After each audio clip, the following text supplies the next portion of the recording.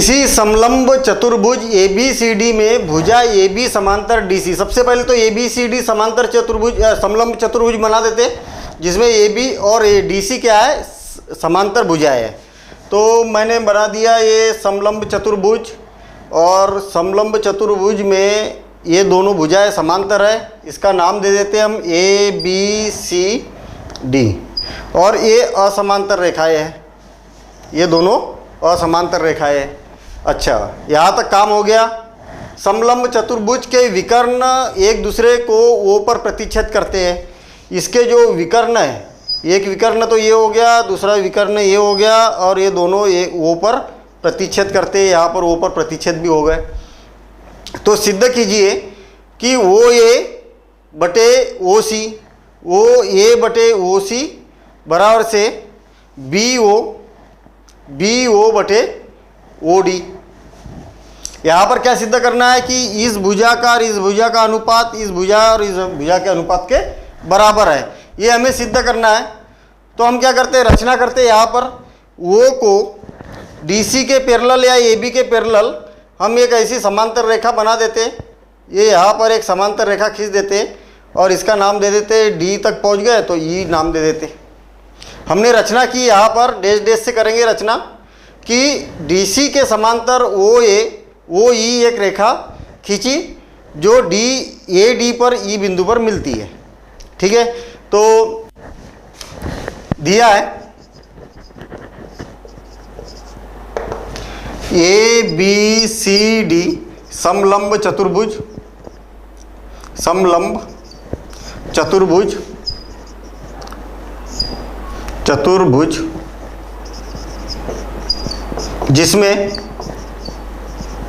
DC समांतर है AB के, है ना, AB समांतर DC है, तथा AC व BC विकर्ण बिंदु O पर मिलते हैं, बिंदु O पर मिलते हैं। रचना क्या की हमने, रचना O को E से मिलाया, E से मिलाया, इस प्रकार मिलाया, है ना, इस प्रकार मिलाया, इस प्रकार मिलाते हैं कि OE समांतर है CD के। अब हमें सिद्ध क्या करना है, ये करना है सिद्ध करना है कि AO बटे OC बराबर से BO बटे OD। रचना उत्पत्ति,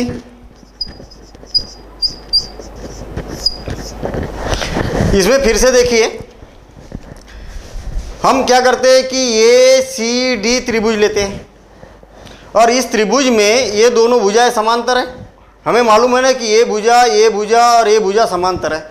तो हम सबसे पहले ABD त्रिभुज लेते हैं और इस त्रिभुज में अगर ये दोनों भुजाएं समांतर है तो ये भुजा और ये भुजा आनुपातिक होगी।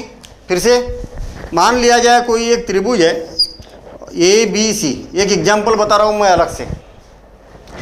किसी त्रिभुज के किसी एक भुजा के समांतर खींची गई रेखा त्रिभुज के अन्य भुजाओं को अनुपातिक रूप में विभाजित करती है, ये हमें प्रमेय मालूम है। फिर से, किसी त्रिभुज की एक भुजा के समांतर खींची गई भुजा उसके अन्य भुजाओं को आनुपातिक रूप में विभाजित करती है। तो हम त्रिभुज ABD में इस त्रिभुज की बात कर रहे हैं और इस त्रिभुज में इस भुजा के समांतर ये भुजा है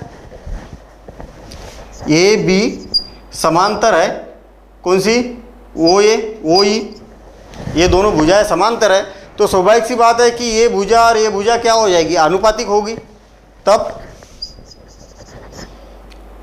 DE बटे AE बराबर से DO डिवाइडेड बाय BO, है ना, और इसको समीकरण 1 दे देते हैं। फिर से पुनः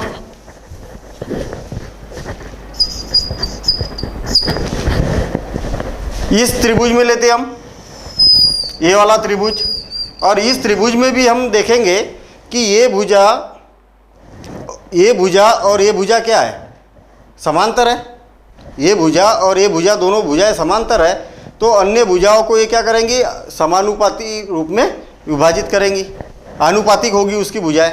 तो त्रिभुज ADC में, और ADC में क्या दिखाई दे रहा कि CD समांतर है OE के, और OE के समांतर है, तो हम यहाँ पर ये बोल सकते हैं कि DE बटे AE बराबर से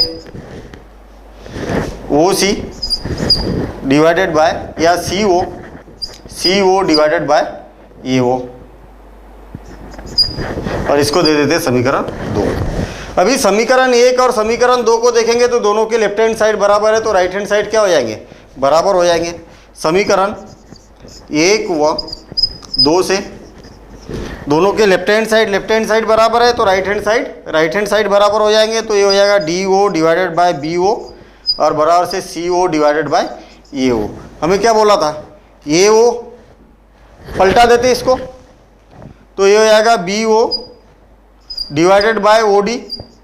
DO बोलो चाहे OD बोलो, बात तो एक ही है ना, एक रेखा है, उसको DO भी बोल सकते OD भी बोल सकते, बराबर से AO डिवाइडेड बाय OC।